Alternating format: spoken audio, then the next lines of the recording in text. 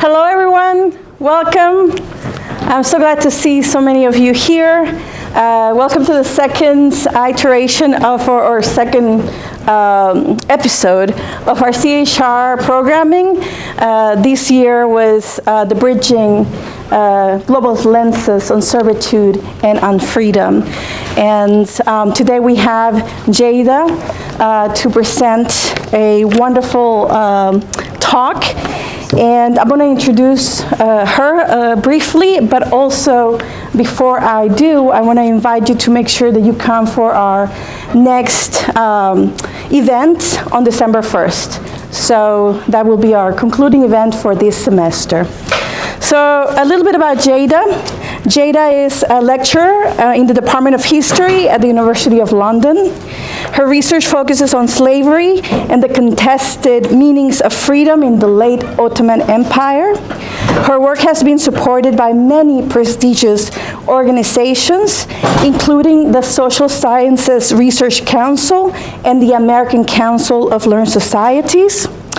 She is currently at work on a new book, a monograph titled The Sack and the Bowstring, A Global History of Ottoman Slavery and Freedom. And the talk she would be delivering today is titled Global Moral Old Order, Local Legalities and the Gender Business of Slavery in the Late Ottoman Empire, which is right here. But we also want to thank all of you for being here, but we also want to thank our sponsors, the International Studies Center, the Hildenberg Library, the Department of Near Eastern and South Asian Languages and Cultures, the Center for Ethnic and Human Values, and the Merchant Center for International Security Studies. I also want to thank my co-conspirator, Elizabeth Dillingberg, because without her we wouldn't be doing all of this exciting work, and also our director, Sarah Butler.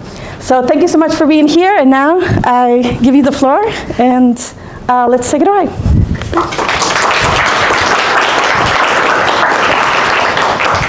Okay, good afternoon, everyone. Can you hear me all right?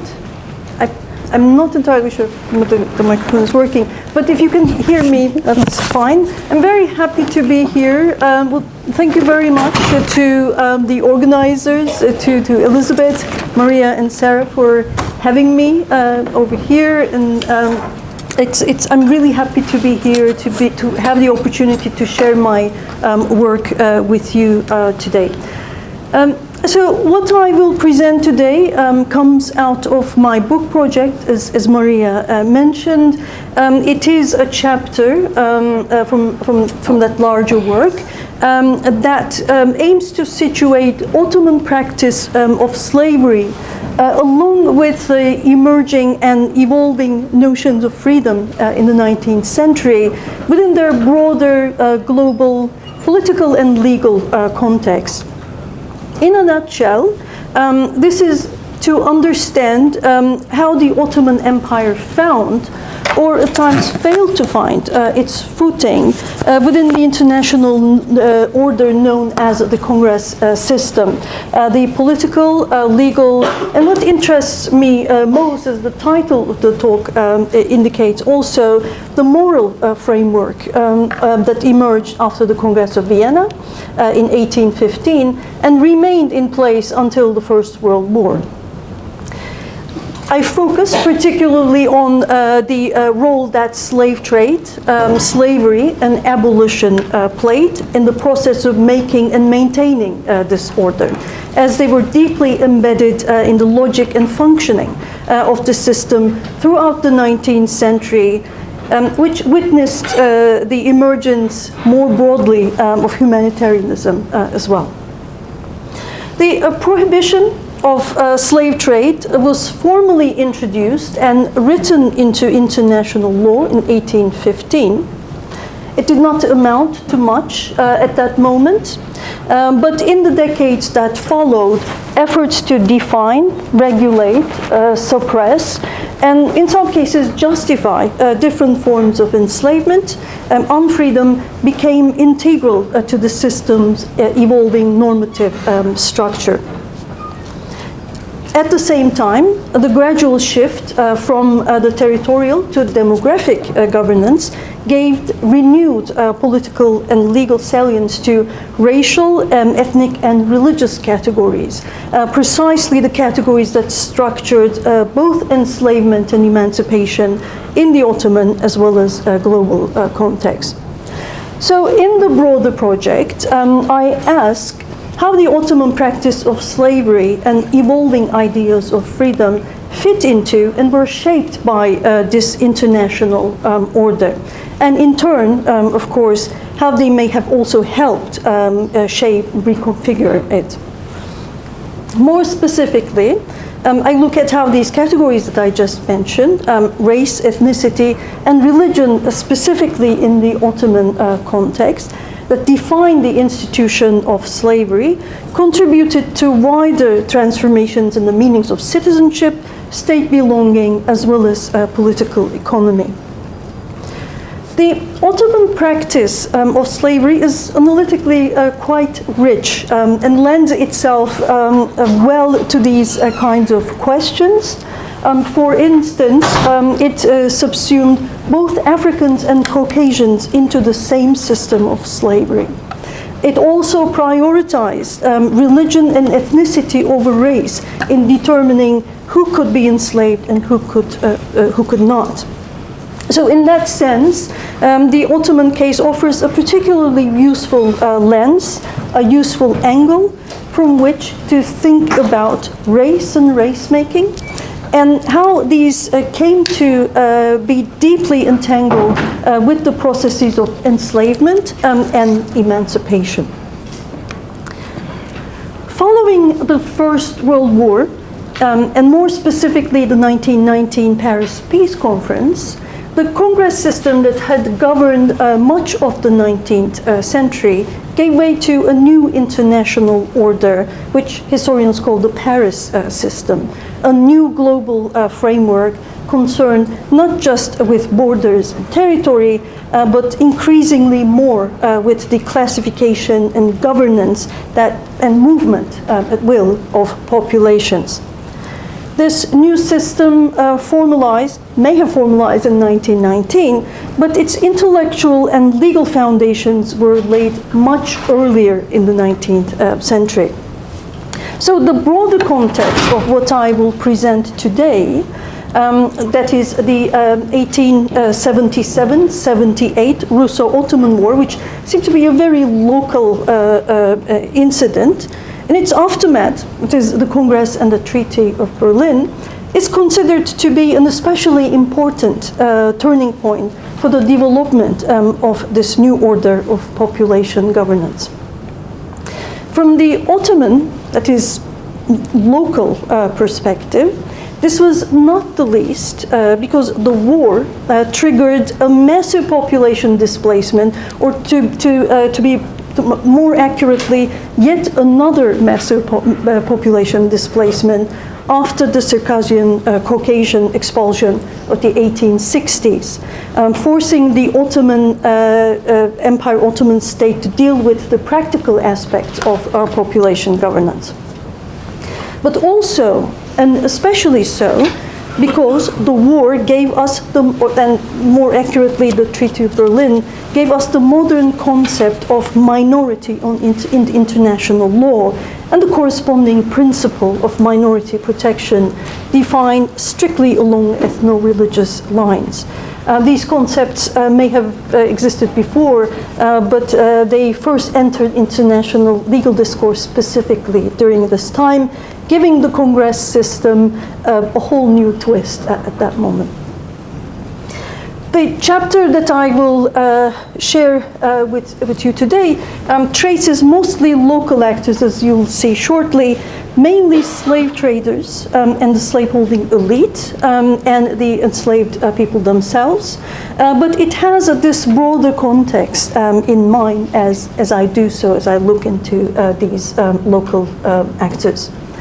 The chapter aims to understand how these successive crises brought on by perpetual displacement, as I mentioned, as well as the shifting international legal moral order with its new concepts, as I just mentioned, minority protection, had an impact on the ways that legal categories of race, ethnicity, religion, and ultimately citizenship and state belonging were redefined, recast, and put to use.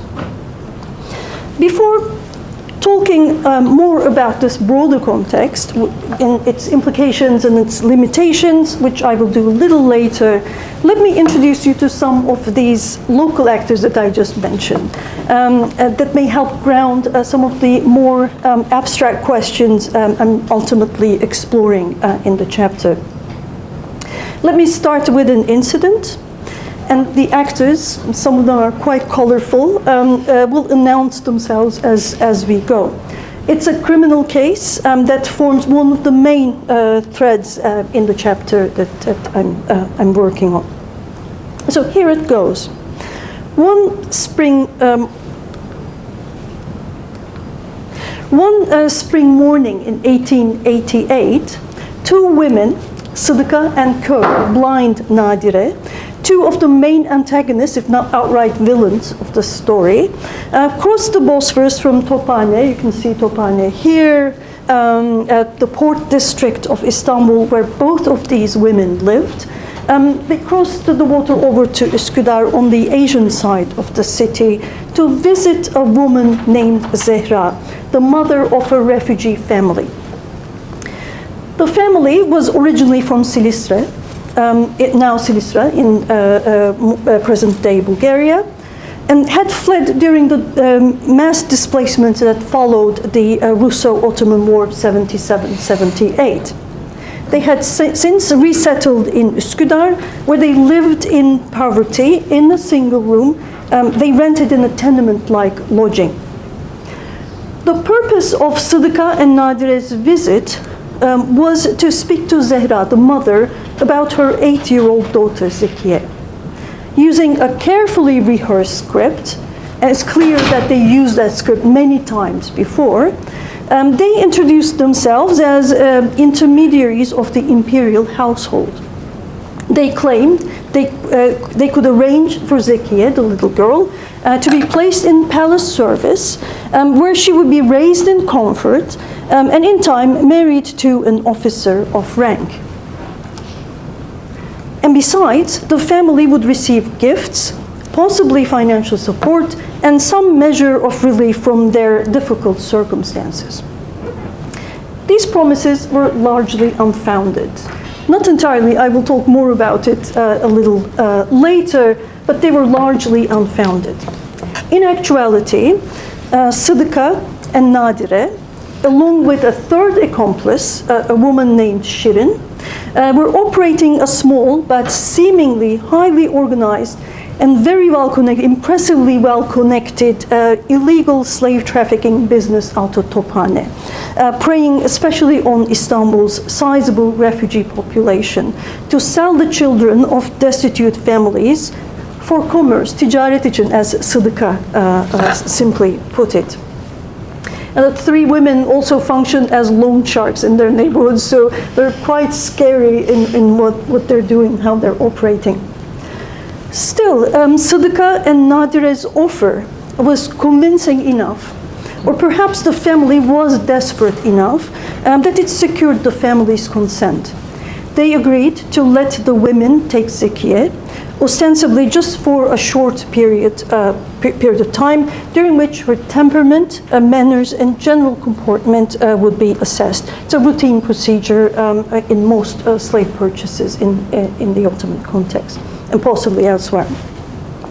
Sıdıka and Nadire's next visit to Üsküdar, and to the very same building actually, took place the following day. During their visit the day before, they had caught a glimpse of another young girl, a 12-year-old Müzeyyen, the daughter of another refugee family, also from Silistre, who lived in another room in the same structure. This detail gives gives us a general idea how these women operated through a kind of informal refugee network, which they expanded gradually, one household at a time. Sıdıka and Nadire once again delivered their offer.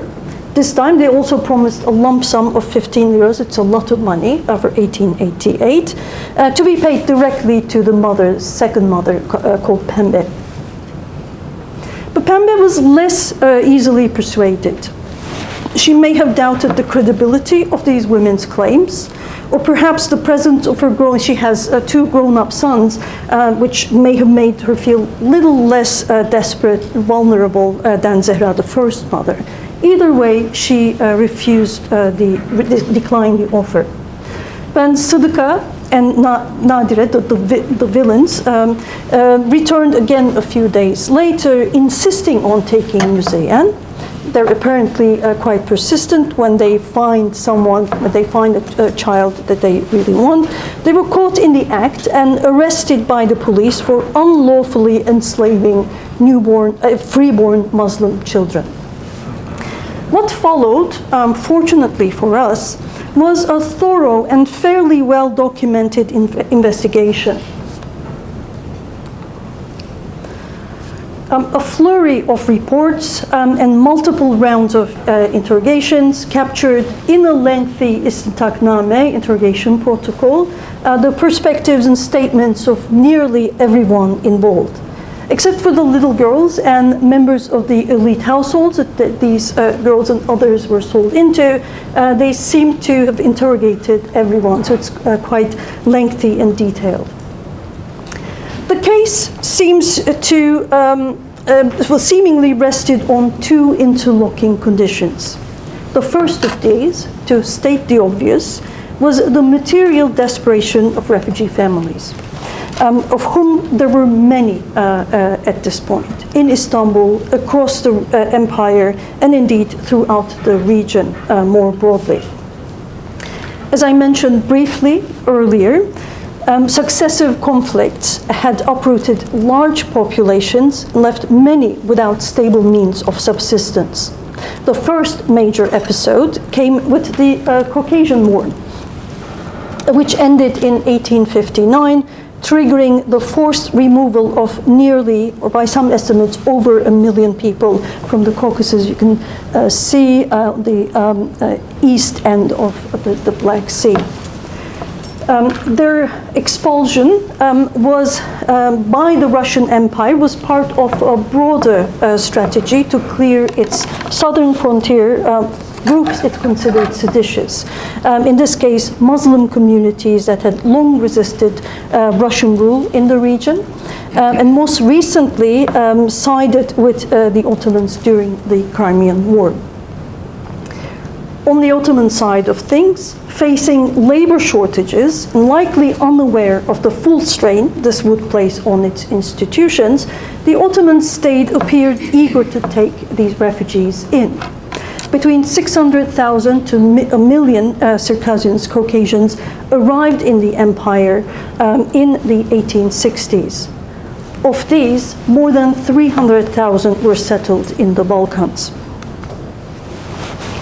The transplantation of large refugee populations to the already densely populated Balkan provinces created a supply squeeze as the limited availability of arable land, the arable land was limited in the region.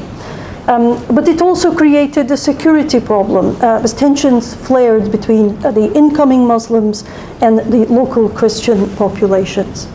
The influx was not entirely accidental to begin with. Even the contemporaries suspected and wrote that it was part of a deliberate Ottoman strategy, a way to push back against Russian pan-Slavic influence by securing the frontiers with supposedly loyal Muslim settlers. These tensions grew steadily, especially as the Bulgarian revolutionary activity intensified, first turning into localized uprisings, then into international crises, and finally into a full-fledged war, the Russo-Ottoman War 77-78. So in that sense, the situation on the ground was already marked by rupture along ethno-religious lines, created or made worse by the influx of Muslim refugees, which was then captured and written into international law in the ensuing Treaty of Berlin. It's of course not that straightforward and simple, but the war and the tensions that led up to it surely played a role in shaping the emerging international framework around minorities and minority protection.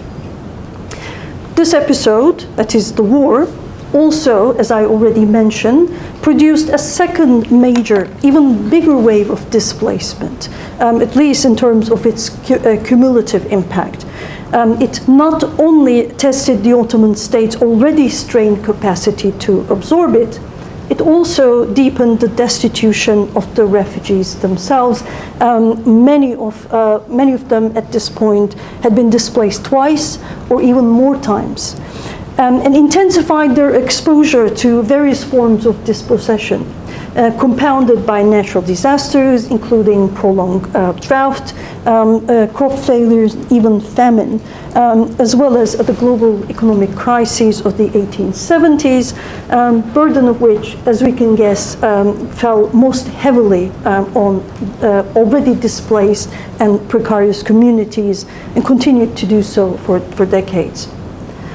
So the refugees that our syndicate, Sıdıka, Nadire, and Shirin, preyed upon were precisely those who had been hit hardest by this episode, whose conditions had not improved even a decade later.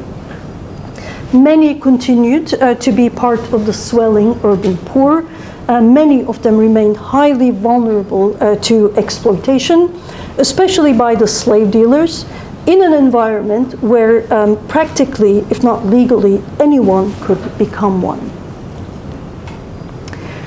The second condition that the case rested on was the seemingly deliberate ambiguity of the perpetrators' social positions. A level of ambiguity was, in fact, one of the peculiar characteristics of the slave trade in the Ottoman Empire. It was not confined to formal guild structures. It allowed non-guild, ordinary individuals to participate in the trade in some capacity, and to do so relatively discreetly.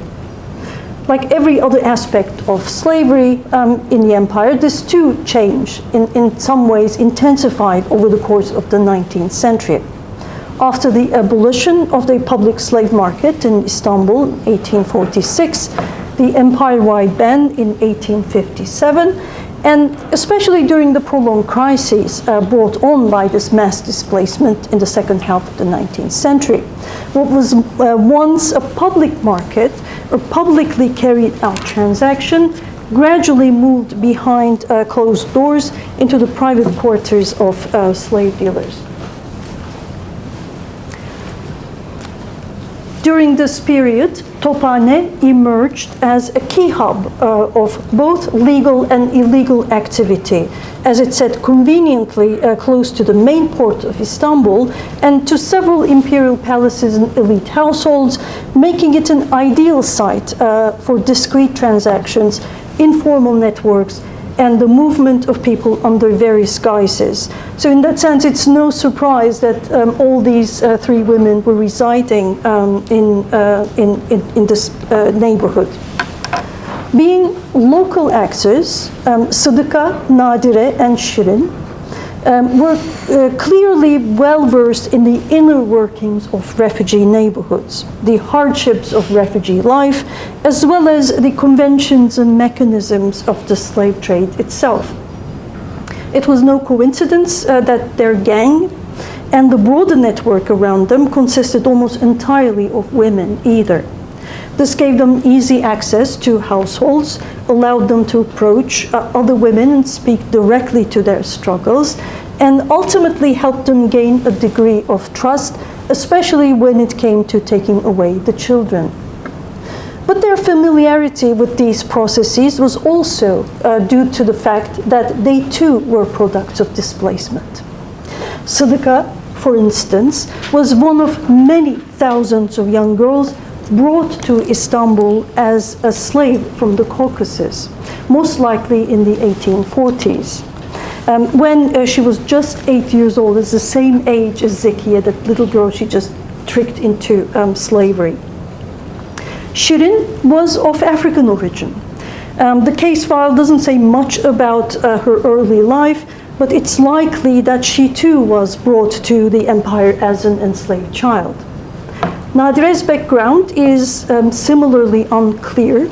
Her origins seem to be in the provinces, but she was brought to Istanbul at a young age for reasons that's not recorded in the file. It's possible that she was indentured into household service, if not outright enslaved. Hence, their familiarity and their impeccable practical knowledge of how the process worked. The women's ambiguous social position was useful not only in their relationship with refugee families, in understanding them, in navigating their struggles, and ultimately in exploiting them. It also shaped their relationship with their potential buyers, with the imperial harem, as well as with other elite and upper middle class households into which they hoped to sell these girls. Having previously served as an enslaved servant to the steward of Fatma Sultan, one of Abdülmecit's daughters, Sıdıka maintained both her ties to her former masters and the title Saraylı, literally meaning of the palace, from the palace. As you'll remember, she introduced herself to Zehra and Pembe, the two mothers that I mentioned earlier, as an intermediary of the imperial harem. In all her interactions with the refugee families, the imperial harem was named explicitly both as the destination for the girls and as the justification for their removal. Shirin, too, appears to have connections to the imperial harem, particularly to the African eunuchs who oversaw some of the slave purchases there. She also acted as a liaison. She linked different parties in the network, often across class and institutional lines. At one point in her interrogation, she's pressed about whether it was her that introduced a ship captain who was responsible for transporting enslaved girls, seemingly clandestinely, to one of the eunuchs in the imperial harem. And she snaps. She says, of course it was me. How else would they even know each other? So she takes a lot of pride in her work also. Shirin's response gives us a sense not only of the extent and connectedness of the slave trade network and the ambiguous role that Shirin, Sıdıka and Nadire occupied within it, but also of the degree to which the imperial harem itself was deeply entangled in the trade, even in its illegal forms, as was the case here in this one. You will perhaps not be surprised that at least three of the girls that these three women trafficked had in fact been placed directly into the imperial household, imperial service. As I said, they were not entirely lying. They were deceptive, but not entirely lying. One of these girls entered the service of Prince Mahmud Celaleddin Efendi, one of Abdülaziz's sons. Another was sent to an unnamed officer, unnamed in the file, serving one of Abdülhamit II's Kadın Efendi's consorts. And a third one placed in Beşiktaş Palace under the authority of a certain eunuch named Ferhat Ağa.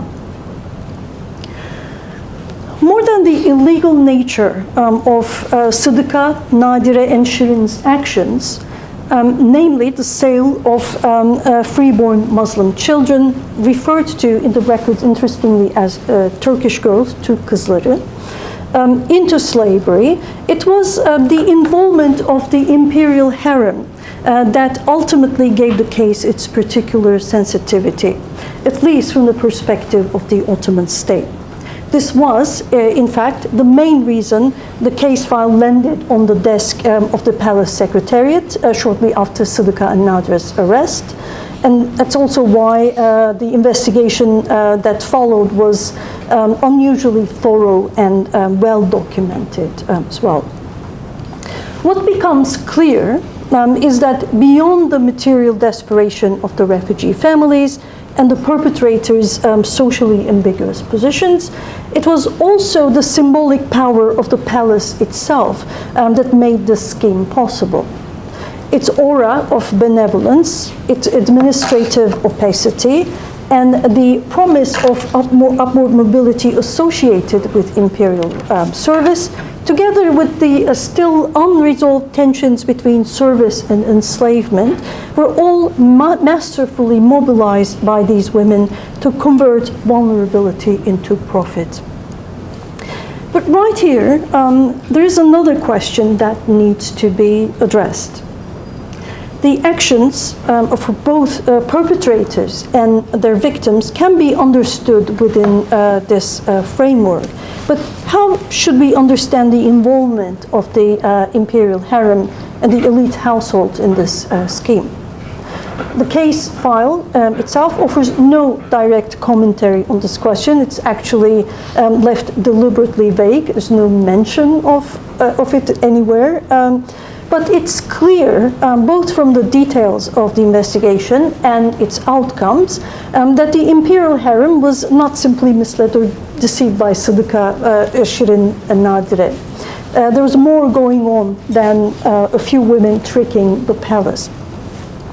To begin unpacking this, first I want to say a few words about the political and economic significance of the slave trade for imperial and elite households in this period, and particularly for elite women. And second, I'll turn to the mechanics of the trade itself, how enslaved status was documented, how legitimacy was established, and finally to return to the broader arc that I began earlier, how the post-1878 context shaped and transformed these norms and practices. So now let me move on to another set of local actors here, the slaveholding elite.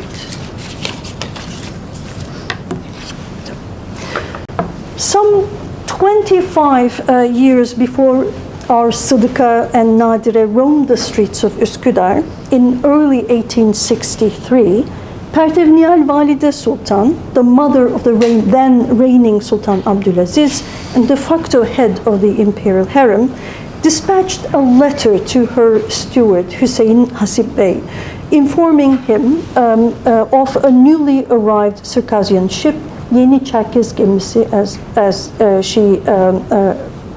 as she put it, docked at the port of Trabzon, eastern Black Sea coast.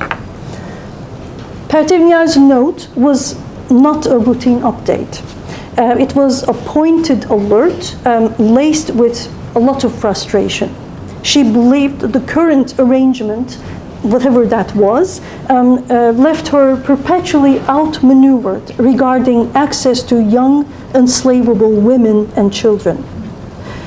For as soon as the ship reaches the Istanbul port, that is Tophane, she complained, men sent over from every which way, lying in wait, take the beautiful girls they fancy, leaving us with nothing. Despite her own fairly aggressive efforts to secure, in her view, prime selections, she often found herself empty-handed. How would it be, she proposed, that a letter of instruction were presented to the governor of Trabzon, so that before showing anyone else, he sets aside the beautiful ones for us. Or perhaps a man of ours could be dispatched there on our behalf. In the correspondence that followed, her anxieties and frustration only deepened. She remained preoccupied, obsessed even, with her delayed access to the so-called Circassian ships. Finally, she escalated her efforts, actually drawing in the governor of Trabzon and his local agents to ensure that all acceptable girls would be held aside for her before being offered to others. What Pertevniyal referred to as Circassian ship, Çerkez gemisi, was one of many vessels used to transport refugees from Sokumkale, Sochi, and other ports along the Caucasian littoral to various destinations across the Ottoman Empire, whether, as I mentioned earlier, the Black Sea coast or directly to the capital. That Pertevniyal Valide Sultan, the mother of the reigning sultan, at the height of a global crisis in 1863. In 1863, the Circassian expulsion was indeed deemed to be, by many, as an international humanitarian crisis. She was preoccupied, at least ostensibly, with her lack of privileged access to the young women and children on board these ships. And formally voicing her frustration, she's not keeping secret, she's writing about it, is telling as it reveals more than just the casual cruelty of an individual actor. It exposes the deeper logic of a system in which enslaved people were produced, not solely through violence or the convergences of war, displacement, social upheaval, but also through how slaveholders conceived slavery itself, not merely as a means of acquiring labor, companionship, or sexual services, but essentially as an entitlement, a right even in her case. For the slave-owning elites, enslaved people, especially young Circassian Caucasian women, carried political value, a lot of it actually. They were often used, or at least had the potential to be used, to build and maintain alliances between elite families as well as to the imperial household. As one contemporary, famous Melek Hanım, wrote, she was the wife of an influential pasha, mid-19th century, Kıbrıslı Mehmet Emin Pasha. According to her, enslavable girls who were highly valued for their physical beauty, temperament, manners, were pursued aggressively by elite women. Melek Hanım, who was an active participant of this economy, also gives us an illustrative example how these enslaved women and children were put to use. On one occasion, when she was summoned to the palace by one of the Kadın Efendi's consorts of Abdülmecit, she brought with her an enslaved Circassian girl and an African eunuch as gifts, offerings intended to curry favor, but also to establish long-lasting bonds with the said Kadın Efendi, whom she believed could help secure her husband's position amid a shifting political tide. The value of enslaved women and children increased in direct proportion to certain physical traits. For Circassians specifically, these were white skin, fair hair, and most prized of all, light-colored eyes, usually blue or green. In several of her letters, Pertevniyal Valide Sultan seems almost frantic about rumors, in response to rumors about the arrival of pretty-looking slaves. In one case, she begs for a private viewing. In another, she makes an impulse purchase, justifying it by saying that the girl had good manners and very beautiful eyes, which she simply could not pass up. So it's no coincidence that in that sense, that Sıdıka and Nadire saw many girls in a given day, but choose to pursue only very few. The ones they selected were those who conformed to these conventions of beauty and specific manners established in most cases by the slaveholding elite women. These transactions had real economic implications as well. An enslaved person's attributes, including perhaps especially physical ones, directly translated into market value. Here you can see a purchase note from Yıldız Palace. For example, that a young blue-eyed girl cost twice as much as others.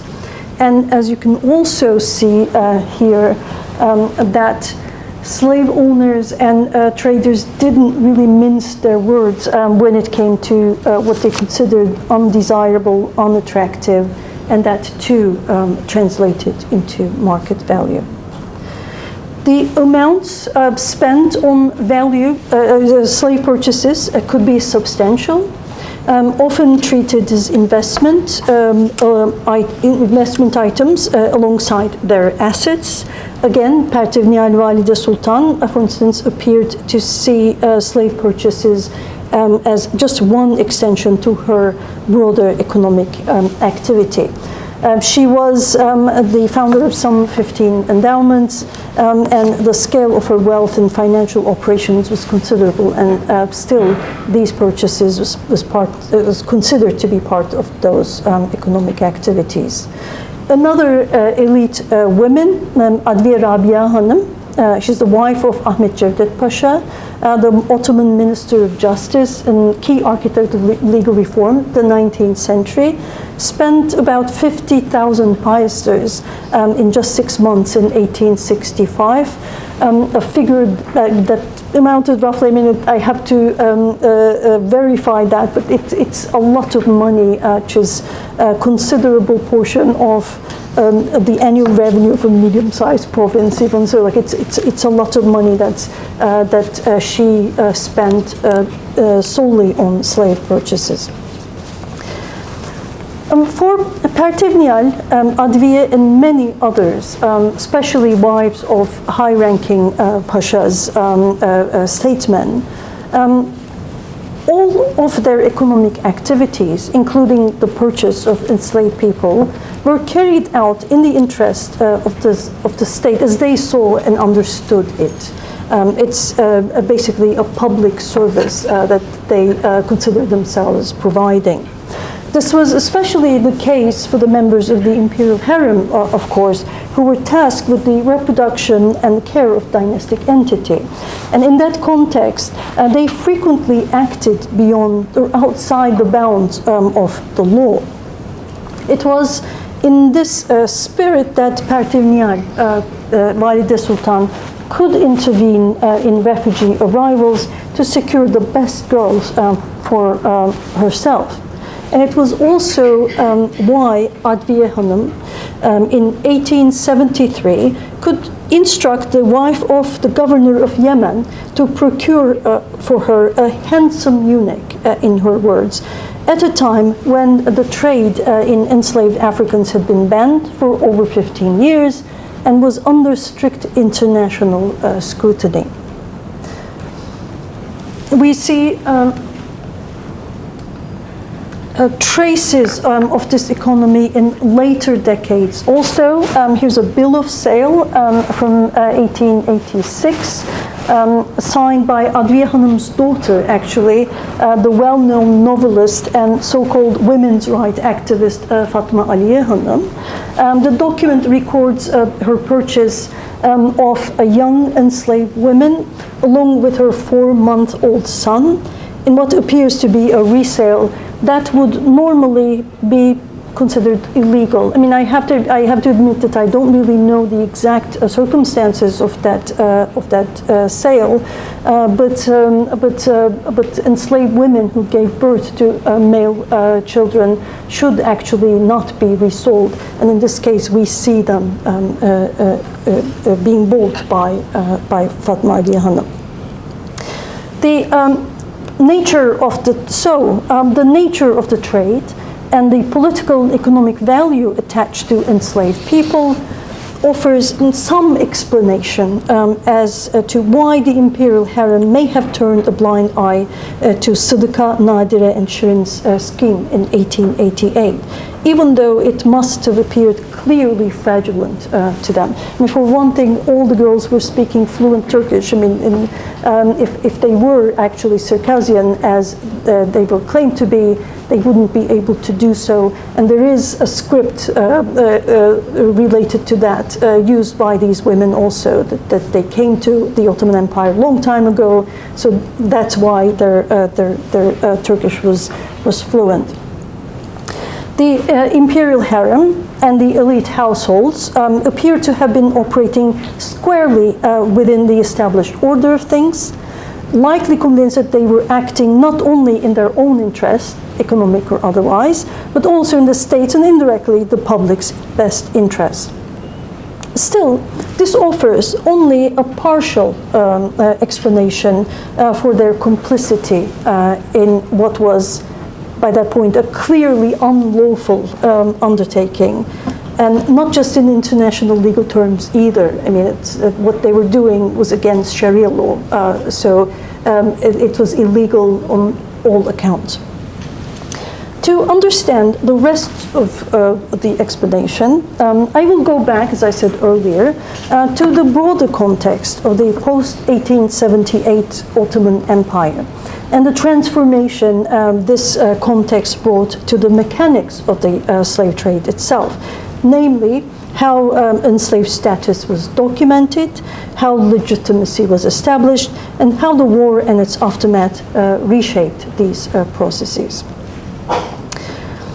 For an enslaved person to be sold, a document certifying their enslaved status or enslaved origins was necessary, was a requirement. Because enslavement, by definition, had to occur outside the Ottoman territory, this documentation was typically issued at customs, where it would then serve as the basis for a bill of sale, legitimizing all later transactions. Here you can see a bill of sale for a 14-year-old African girl of Afunu Hausa origin, purchased by Pertevniyal Valide Sultan in 1868. The first sentence identifies the Kulcinsiv, slave origin of the person as it was being sold. And also in this previous one, towards the end of the first line, it again establishes pervers, the enslaved Circassian girls' origins, first as Circassian and then as Kulcinsiv, slave origin. After the 1858-57 ban of the African slave trade and the mass resettlement of Circassians into the empire, these were the two main sources where slaves were brought to the empire. The legitimate trans-border trade in enslaved people came largely to a halt. And from this point on, bills of sale were increasingly issued by individual vendors.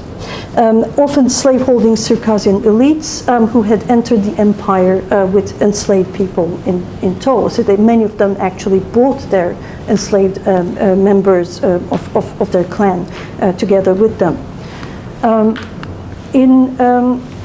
In later examples, such as this one here, families themselves also issued these documents. The Russo-Ottoman War, 77-78, added two crucial dimensions to this already shifting practice. First, as I mentioned earlier, it deepened the destitution of a vast number of refugees, some of whom were coerced, either directly or indirectly, to sell family members into slavery, as exemplified in the case of Zehra and her daughter Zekiye that I mentioned earlier. Second, and more importantly, in my opinion, it collapsed racial and especially ethnic distinction among displaced Muslim populations, particularly between Circassians and non-Circassians in this case, within the political, legal, and social climate shaped by the war and its aftermath. Bound together by little more than a shared exposure to violence, displacement, poverty, and extreme vulnerability, their fates became increasingly entangled. And nowhere was this entanglement more consequential than in the realm of slavery and slave trade, not the least because Circassians, despite being Muslims, were considered enslavable as permitted by Caucasian customary law, which the Ottoman state largely recognized. Zekiye and Müzeyyen, the two young girls unlawfully appropriated by Sıdıka and Nadire, stand as vivid embodiments of this coerced convergence. In official reports, they were identified simply as Turkish girls, as I mentioned earlier, Türk kızları. But they were absorbed into a system that thrived on dispossession. They were rendered Circassian, first in practice, then officially through documentation, and thereby made alienable. It only took a few individuals like Sıdıka, Kör Nadire, and Şirin to make this happen. Once the bills of sale were issued, marking them on paper as Circassians of slave origin, kul cinsi, there was little reason or interest for anyone to question the legitimacy of their status. The refugees clearly were not interested in undoing it because of their desperation. And even when it was plainly clear that they were not of slave origin, the bias that the elite households didn't challenge that either. Well, I mean, this shows us, on the one hand, just how arbitrary race-making could be in practice, shaped less by fixed categories than by local material conditions. Here, in this case, not just slavery, but also race-making, ethnicity-making appear to be products of displacement. On the other hand, it also reminds us how deeply these processes relied on record-making, that legitimacy depended on the ability to produce documentation to support those claims. In the political and material climate shaped by the war and by the international legal order that emerged from it, a moment that not only forcibly unmixed populations, we talk a lot about that unmixing process, but also violently converged populations. We don't really talk as much about that and its implications. Anyone with the right knowledge, access, and networks could become a slave dealer, and everyone who was vulnerable enough could be enslaved.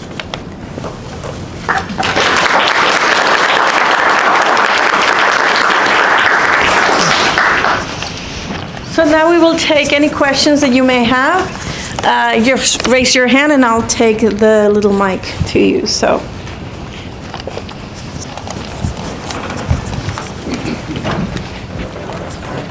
Ceyda, thank you so much. This is fascinating. I was familiar with your research, but it's a great pleasure to listen to this new chapter. Can you give us an impression? I mean, it may be a difficult question, but the size of this trade. How many people are we talking about? So this is one technical question. The other one. Do we see you talk about mostly the female slaves here. Do we see male slaves, young boys of Circassian origin? And the third one, how do you think that the story would be perceived in this age of glorification of the Ottoman past in modern Turkey? Slavery doesn't certainly fit well with this newly imagined image of benevolence and toleration of the Ottoman past. Well, thank you very much, Yiğit. These are really great questions. The size is difficult to establish. I mean, we have some estimates, but they're really, really vague estimates. I mean, throughout the 19th century,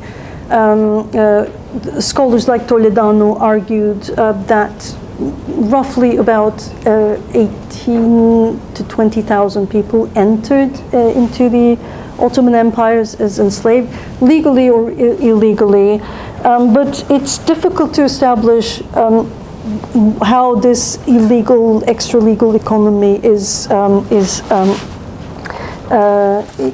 operating, and what the scale is in actuality, which kind of like brings the question of representativeness of this case that I'm looking at also, which really bothers me a little bit. I mean, is this really representative of what was going on, or was this just one case or like one of the few cases? So I mean, I think what really matters, what really interests me here in this specific case is not that it may have been representative of, which, I mean, I have, I'm sort of certain that it was fairly common, but I don't really have anything to support that. But what is really interesting is that how easy this whole process is. That just creating the documentation, establishing the legitimacy of someone. If someone was truly vulnerable, it actually could easily be translated into enslavement, and the easiness of that process is what really interests me in this. So in that sense, I mean, the scale is really important. But it's way more difficult to establish because mainly this is off records, and this is one of the few cases that's been caught and captured. I have come across quite a few others, not as detailed, but and I have a sense that this was quite widespread, but I can't really, as I said, support that. But the process is quite striking, and as I said, with the necessary knowledge, with some information about the workings of the trade, anyone could actually carry out this translation. And also, the representation among the elite might be different than the middle or lower classes, right? I mean, most of these upper class families have some sort of engagement in slave trade. Yeah, I mean, absolutely. So whether this actually was, whether this extended to different levels of buying, slaveholding families, households, it's difficult to say. The increase in numbers offered into slavery, subsumed into slavery, of course, brings down the price, which makes it possible for more people or more modest households to purchase slaves. But again, it's more difficult to establish in that sense. But it's, I mean, especially in the moments of crises, it's actually, to me, my sense is it's fairly common. It's actually not only in the 19th, early 20th century. We know from work done on the Armenian genocide, for instance, that these processes are put in place immediately during Armenian genocide. Children and young women are subsumed into households, not necessarily as slaves, but in arrangements very similar to slavery. So, and most recently during Syrian refugee crisis, these stories come up again. I actually worked on a case that was reported as a newspaper article that in a refugee camp in Jordan, in Amman, that many young girls of 15, 16 years of age, white skin, blue-green eyes, the same script, the same setup was reenacted again. So these things come up in moments of crisis as this one. So I'm thinking that it's fairly common. The question about female slaves, male slaves existed, especially in Circassian settlements.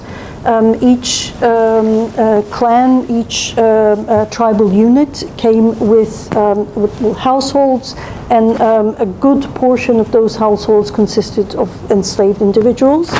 And they were put to work in agricultural work, so they existed. Again, the scale is more difficult to establish, but this was a fairly large group of enslaved men put into agricultural work.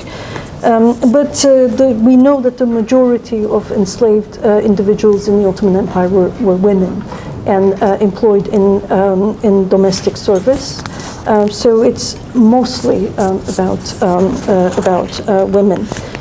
In the case of male slaves, they too come into the fore during this time as claimants of freedom and their citizenship rights.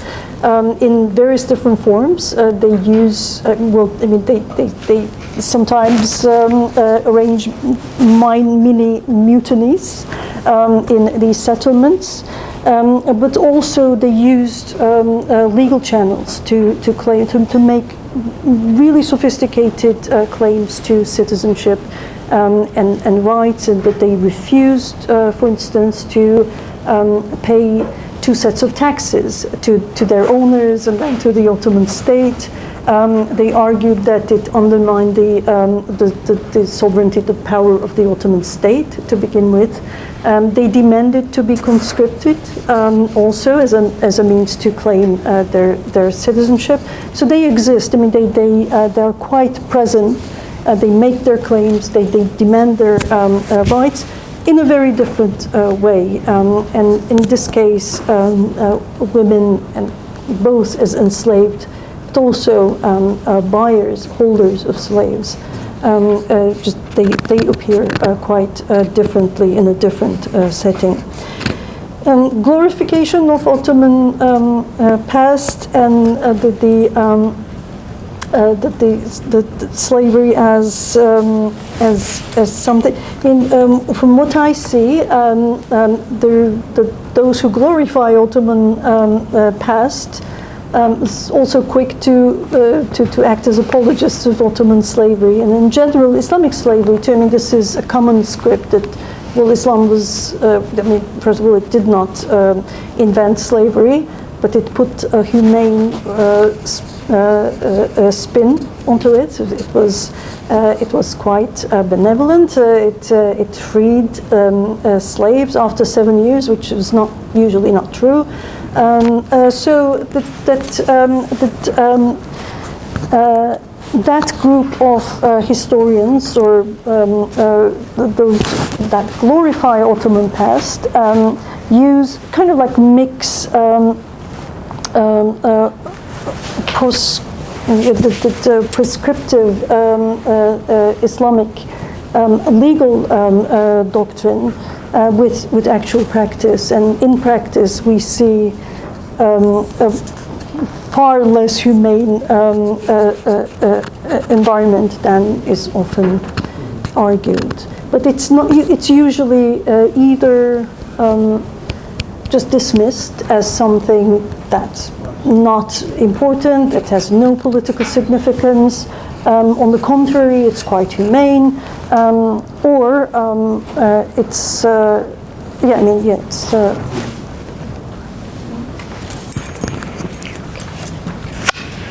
Thank you. Thank you so much for this talk. And the things I was thinking about or reflecting on, one, you talked about the villains when you introduced them, and you said, oh, they were also fierce loan sharks, as if this is some kind of different identity. But I imagine them at the nexus of a set of credit networks that they're definitely doing some kind of brokerage. I mean, so that loan shark and whatever they're doing are actually part and parcel of the same thing of networks of credit. But it also really, these cases really had me thinking about the practice of pawning, and pawning as potentially a useful category of at least complicating slavery. So in a provocative way, I'd say, is slavery the best way to talk about this? Or, is that the rubric that we should use here? When we think about process of pawning, where families would sign over their children for some time, and you talked about the sort of well-honed speeches that they gave, which are, of course, meant to speak to the family's needs as well. And then when the families take part in this, again, for historians who like to think about agency, there's some part of going along with this. And so, I guess I would wonder, what did the families think they're getting out of this? And do they think they're really putting their children into slavery, or is there some sense that this is redeemable, right? And that many pawns and pledging have some redeemable quality to them, which at least allow everyone maybe to feel better about what's happening, even if there's some other sense of the reality. So the points really then are about just credit networks and how pawn, and being loan sharks and traffickers are maybe the same thing. And then to just ask you to say more about pawning, both maybe in this Central Ottoman conception, but also what ideas people might resettled people might come with their own ideas of pawning in that. Yeah, absolutely fascinating questions. Yes, absolutely. It's part of the same activity. They're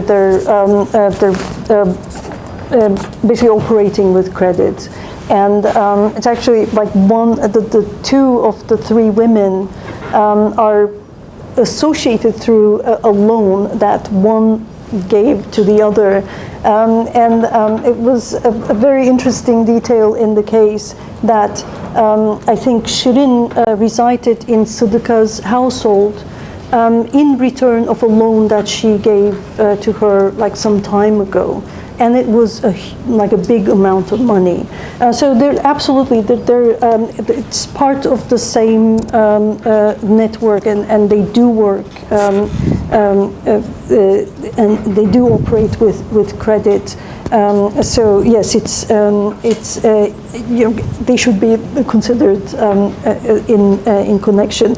So I didn't really want to I didn't really mean it that way, that it's a separate activity. They're very much connected indeed.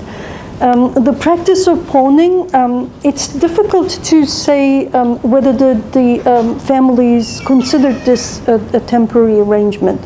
I don't think they considered this as pawning, that they would redeem in any way the children after a passage of time.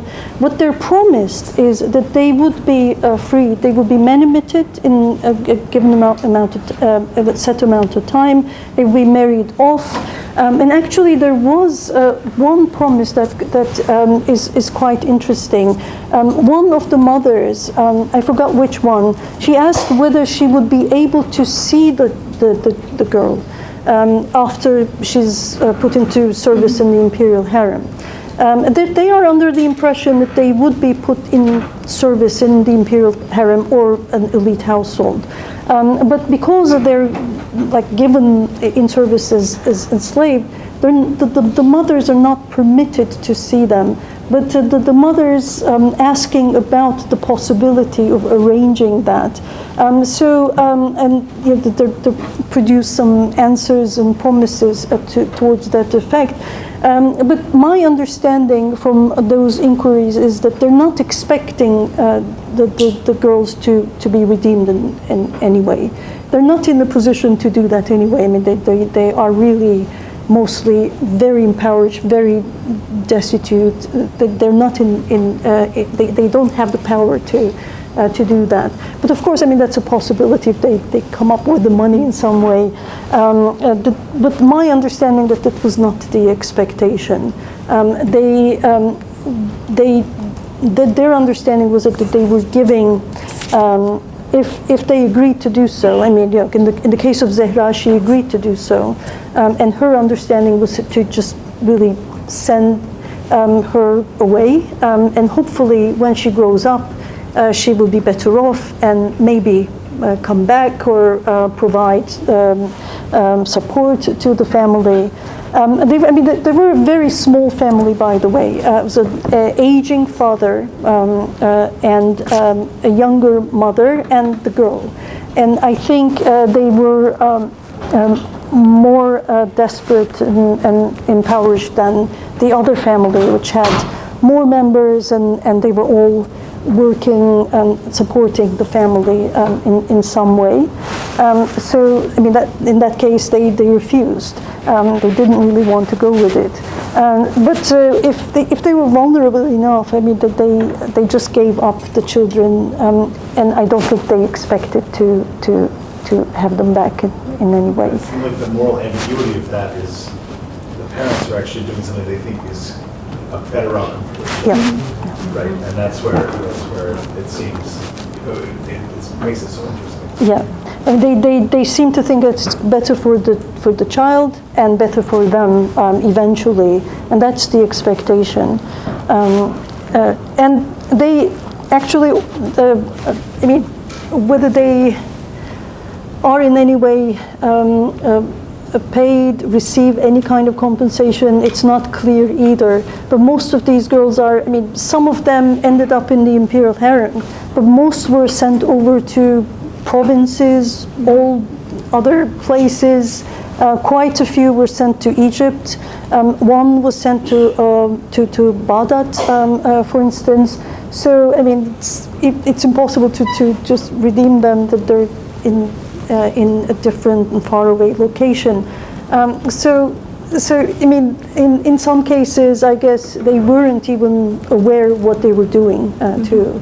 They were expecting that their child would be in the palace premises, in the imperial harem, and they would, in some way, see them occasionally outside the palace gates. I mean, that was the promised arrangement. They could go there, pretend that they were the girl's former master, and that's how they could actually meet the children, meet the girls. But I don't think that happened that often either. Okay, here. Thank you for the talk. So I have two questions. One of them is kind of clarification question. So we know that Circassians had some type of servitude or slavery. How do you think this may have played into legitimation of the same practice in Ottoman Empire when they went? And when you that's the clarification question. So were the enslaved women in Ottoman Empire were already enslaved in their Circassian, like when they came in? So they were like already slaves. Okay. And yeah, I guess my question is mostly about the supply side then. If you know anything about maybe from diaries of the woman or something like that about like how it was legitimized in the society, in the families, and if you know anything about their own experiences. Absolutely. Well, thank you very much for this question. The enslavement or enslavability of Circassians was not automatic. Actually, I mean, that there was a practice, there was a slave class. There were actually several different forms of slavery in most Circassian Caucasian communities, tribal or clan arrangements. But what really mattered is when they arrived in the Ottoman Empire. Well, I mean, in the Caucasus context, enslavement actually, I mean, basically carried out during wars between different clans. It was a function of raiding and regional economies, etc., and established practices, and the customary law that was in effect and recognized by different clans. So that's a very local and specifically Caucasian arrangement and perpetuation of slavery. What becomes really problematic is when the Caucasian Circassian refugees are transplanted into the Ottoman Empire. Their enslaved status was not automatically recognized by the Ottoman state. But in the end, it was recognized through a very complicated process that the Ottoman state basically valued its relations with the Circassian, the slaveholding Circassian elite, and sort of got involved in establishing the enslaved status or alleged enslaved status of Circassian refugees, some of the Circassian refugees. So what I mean by that is that the whole legal transformation, legal process of establishing who was enslavable. I mean, not all Circassians were enslavable. The Circassian base, for instance, could not really be enslaved. They were the enslaver or the slaveholder of their respective community. Whether this was recognized by the Ottoman state or not is a different process. It was a more complicated process. But in the end, in most cases, Ottoman state recognized or heeded Circassian slaveholders' claims over enslaved individuals' claims. It was a long process, but the Ottoman state, the lawmakers, and legal consultants, etc., really used certain legal cases, criminal cases, for instance, to establish, to legitimize enslaved status, and sort of translating their presumed enslaved status into an actual legal reality.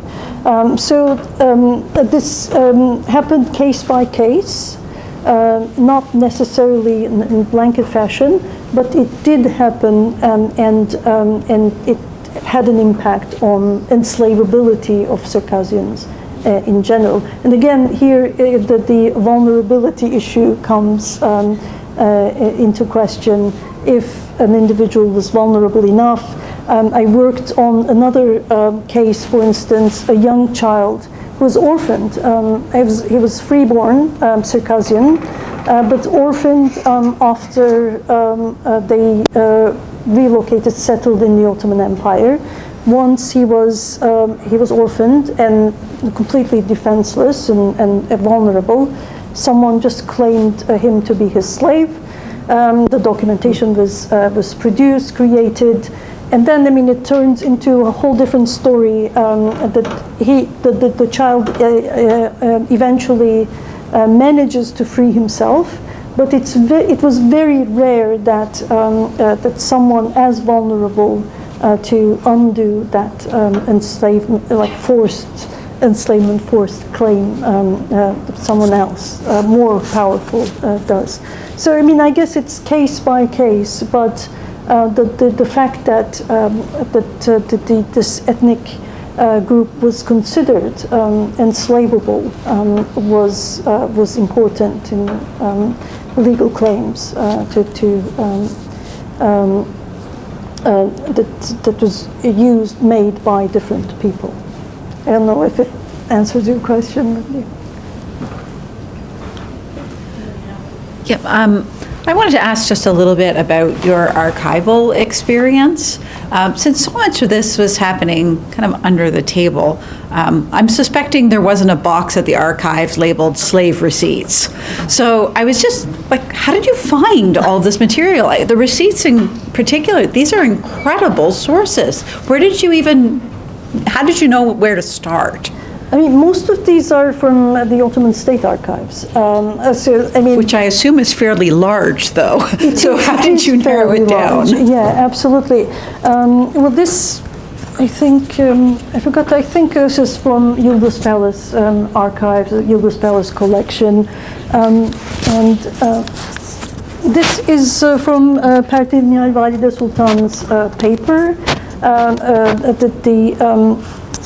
they're not personal papers, to my understanding, but a chunk of her correspondences are stored and catalogued together in one of the state libraries in Istanbul, municipal library in Istanbul.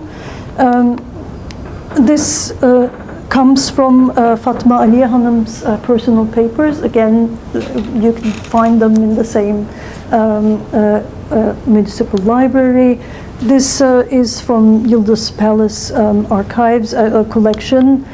But and you use a keyword, for example. I mean, Yıldız Palace Archive is huge. Do you use a keyword for that, like Jariye, Kurde?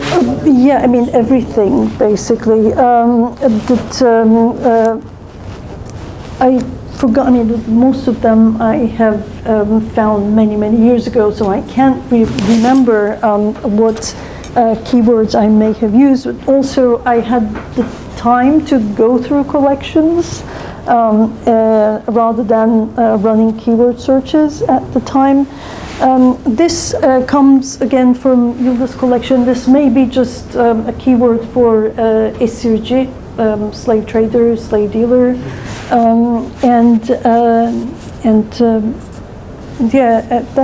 that's about it.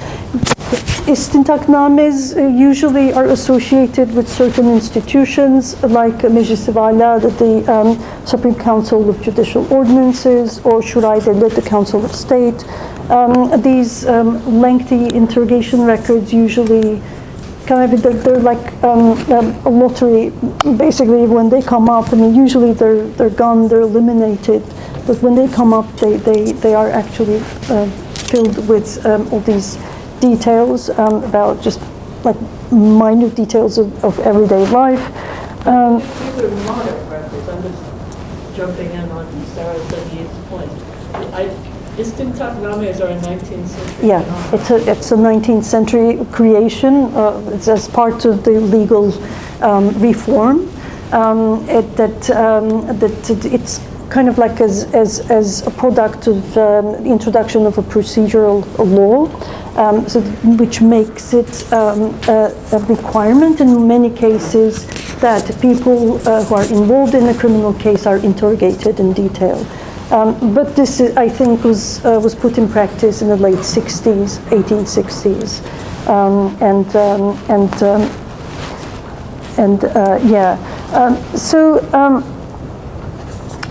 the bills of sale, I mean, they were not illegal.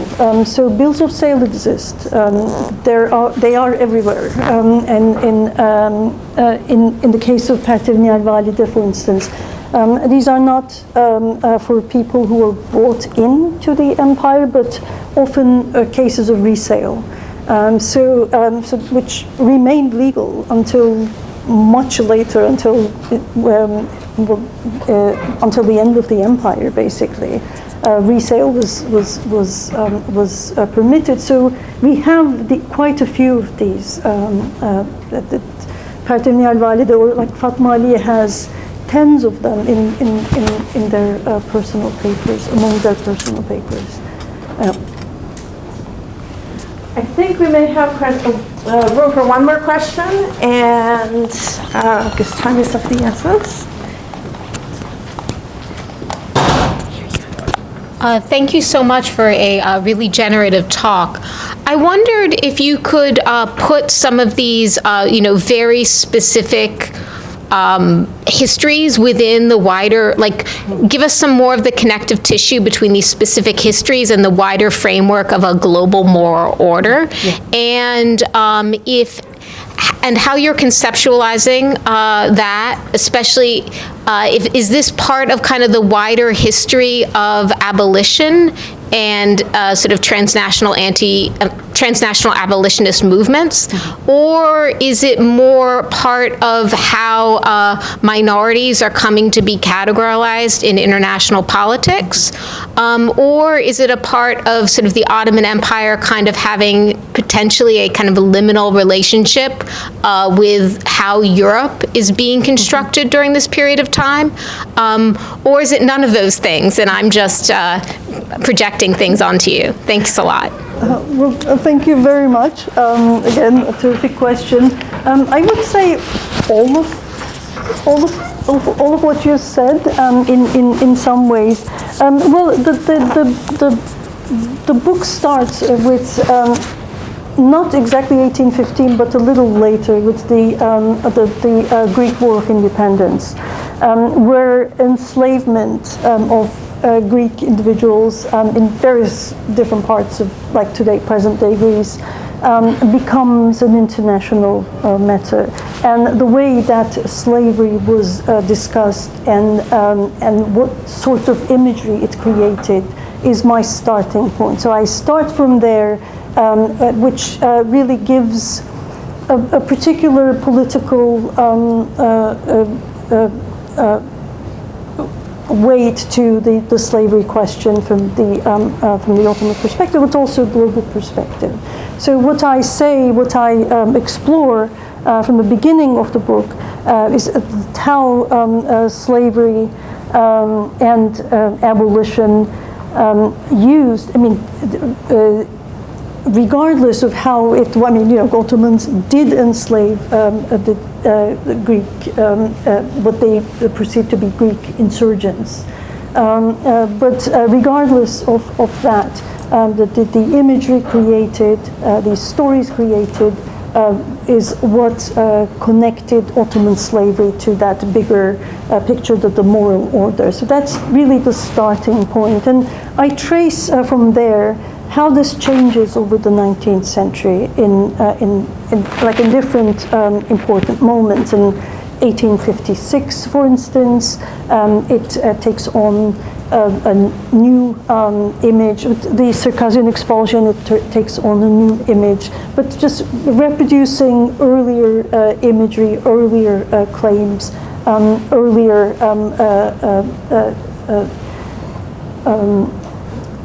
depictions of what slavery was and how it was carried out, performed by the Ottomans. With this particular chapter, it is when the concept of minority is presented, created, written into international law.